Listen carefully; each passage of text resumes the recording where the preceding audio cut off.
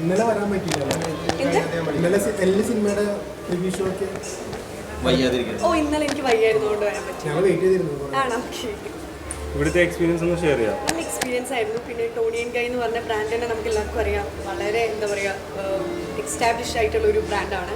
അപ്പം അതിൽ ഒരു ഇനോഗ്രേറ്റ് ചെയ്യാൻ എനിക്കും സാധിച്ചതിൽ ഐ എം റിയലി ഹാപ്പി. അപ്പം ആ ഫുൾ ടീമിന് ഞാൻ ഒരു ബെസ്റ്റ് വിഷസ് പറയാം. അപ്കമിങ് പ്രോജക്ട്സ് ഒക്കെ ഏതൊക്കെയാണ്?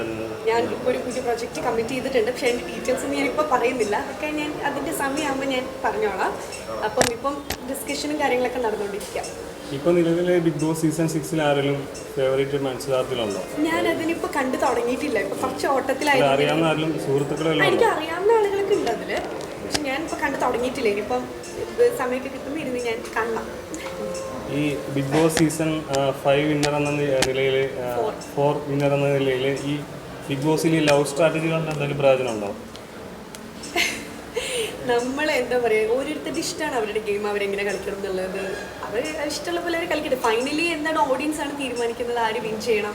അതൊക്കെ അല്ല, ഇത് കൂടുതലൊരു മൈൻഡ് ഗെയിം ആണല്ലോ. അപ്പം മൈൻഡ് ഗെയിം ലൈക്ക് ഇപ്പം ബിഗ് ബോസ് ഹൗസിൽ പോയാൽ നമുക്കറിയാം, നമ്മളിപ്പോൾ അവിടെ നിന്ന് കഴിഞ്ഞാൽ നമുക്കിപ്പം എന്താ പറയുക, എന്നെ സംബന്ധിച്ചിടത്തോളം എനിക്ക് അവിടെ നിന്നും എന്താ പറയണ്ട, മൈൻഡ് ഗെയിം എന്ന് പറഞ്ഞാൽ ലൈക്ക് നമ്മളിപ്പം അവിടെ നിൽക്കാൻ പറ്റുക എന്നുള്ളതാണ്, 100 days നിൽക്കാൻ പറ്റുക എന്നുള്ളതാണ് അറ്റ് ദി എൻഡ് അതുകൊണ്ടുള്ള ഒരു കാര്യം എന്ന് പറയുന്നത്. അപ്പോൾ അതെങ്ങനെ നിൽക്കണം എന്നൊക്കെ ഉള്ളത് ഇപ്പം ആളുകൾ നമ്മളെ തളർത്താൻ നോക്കും. അതൊക്കെ നമ്മൾ തരണം ചെയ്ത് വരാം. സെയിം സ്ട്രാറ്റജി എല്ലാവരും ഫോളോ ചെയ്യുന്നതായിട്ട് ശ്രദ്ധിച്ചിട്ടുണ്ട്. ഇപ്പോൾ സീസൺ 6 ഞാൻ കണ്ടി തുടങ്ങിയിട്ടില്ല, അതുകൊണ്ട് എനിക്കറിയില്ല. സീസണെ കുറിച്ച് ആക്ച്വലി വളരെ മോശം അഭിപ്രായം ഇങ്ങനെ സ്പ്രെഡ് ആവുന്നുണ്ട്. അതിനെക്കുറിച്ച് വല്ല സംസാരിച്ചായിരുന്നു?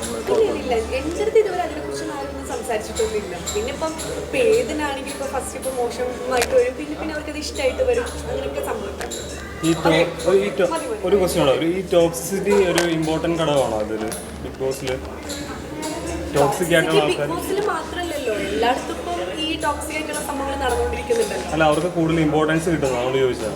ഇമ്പോർട്ടൻസ് ടോക്സിക് ആയിട്ടുള്ളവർക്ക് കൂടുതൽ ശ്രദ്ധ കിട്ടുന്നുണ്ട് ബിഗ് ബോസിൽ. അതിനെക്കുറിച്ച് എനിക്കറിയാം. ഓരോരുത്തരുടെ ഇഷ്ടം ആരെ സപ്പോർട്ട് ചെയ്യണം എന്നുള്ളത്.